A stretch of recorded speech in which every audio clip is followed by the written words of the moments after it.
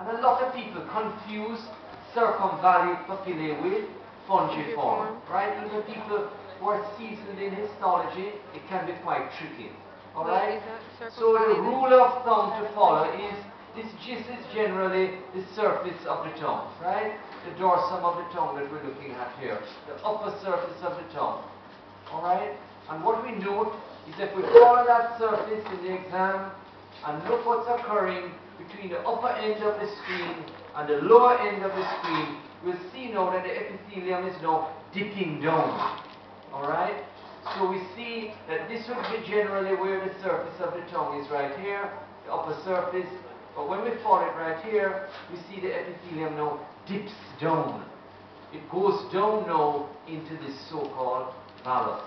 Alright?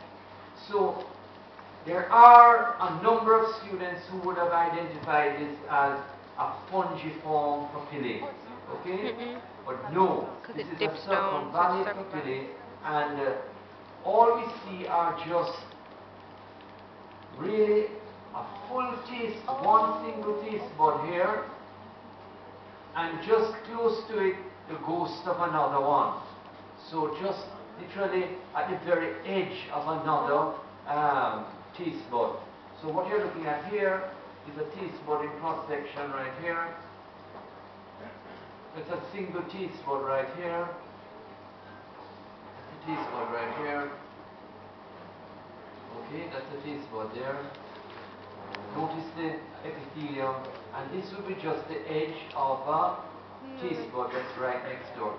And there you see once again the ducts of the gland draining of the mixed gland, seromucous gland here, emptying now. This is the more mucous component, that's all mucous component here.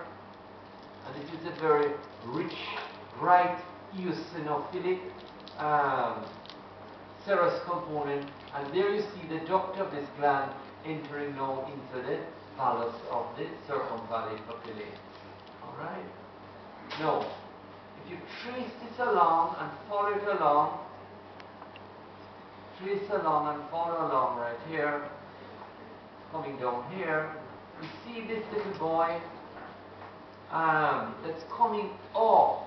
So it's literally more above, coming off, raised up from the surface, and you see this macroscopically on the tongue when you examine the tongue, and this little toadstool-like structure that we see coming off the surface, this is a fungiform. Okay? So the filiform look like cone trees, like pine trees with a point, like a Christmas tree with a point at the top. That's how the filiform look, sometimes curved over a bit, absence of taste buds, and these are for the rasping action. Alright? And then we see the fungiform papillae, and these should be having taste buds.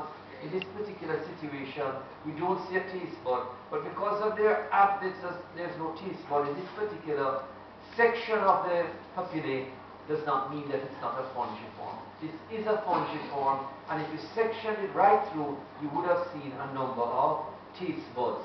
But this particular section is lacking taste buds. Okay? And as I said, there is a circumvallate papillae.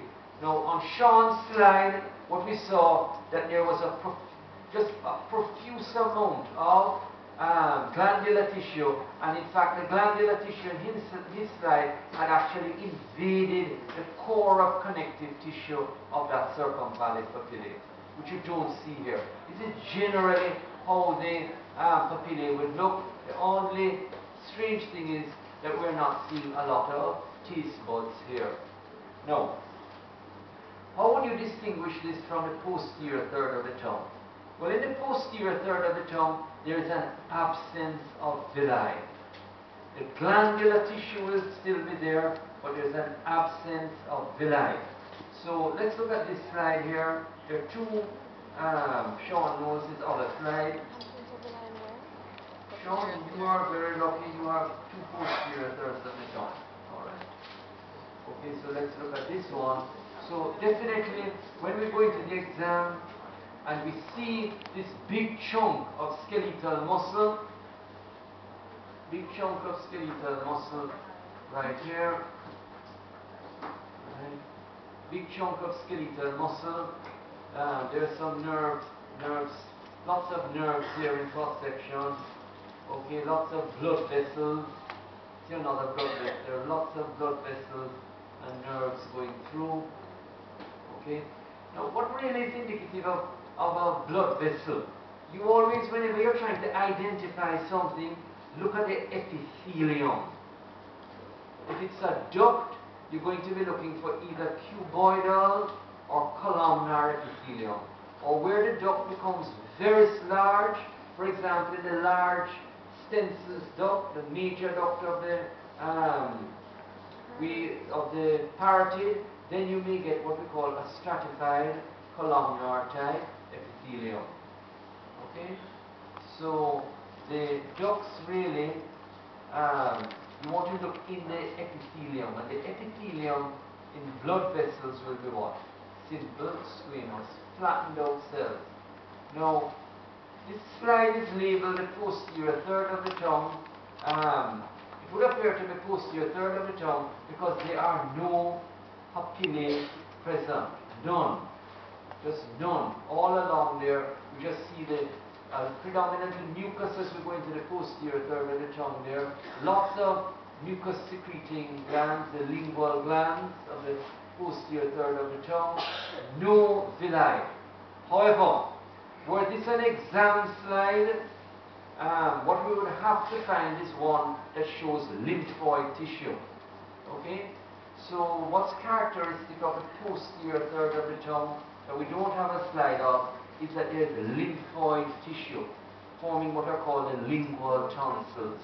So macroscopically, when you look at the posterior third of the tongue, you see that the mucosa is undulating. You can actually see where the lymphoid follicles are, and this is going to be now continuous with the palatine tonsils. So the palatine, the lymphoid tissue in the palatine tonsil is just in continuity with the lymphoid tissue in the posterior third of the tongue. But we're not seeing any lymphoid tissue here. Okay?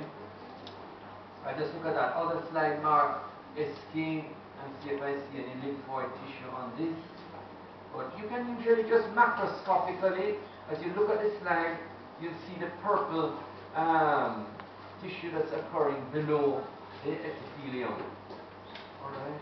So this is the other posterior slide labeled posterior third of the tongue. And that's the dorsal aspect. And there are no papillae whatsoever. So the only diagnostic feature that's missing is lymphoid tissue.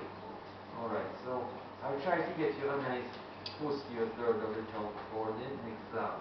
Now let's move right in now into the next part of the lab that deals now with salivary glands. And let's take up the submandibular gland. Submandibular gland is a good gland to start with. Okay? Submandibular. Let me just take up this one here. Alright, good. That's not a bad slide of the submandibular gland. Alright, so these glands are lined by what? Capsules. First of all, the gland is lined by a capsule. Okay? So the parotid gland, the parotid capsule is very well developed. The sublingual gland has a rather delicate capsule, submandibular intermediate. Okay? So one, the gland is encapsulated. And this gland is going to send what I refer to as trabeculae. Trabeculae go into the gland, pierce into the substance of the gland to divide the gland up into lobules. So the salivary glands are lobulated. Okay? And that tissue in between the lobules is referred to as the interlobular connective tissue. Okay? So there we look into the lobules of the gland. And you know from your first terms work that these salivary glands are composed of acini. Alright? The glands are composed of acini,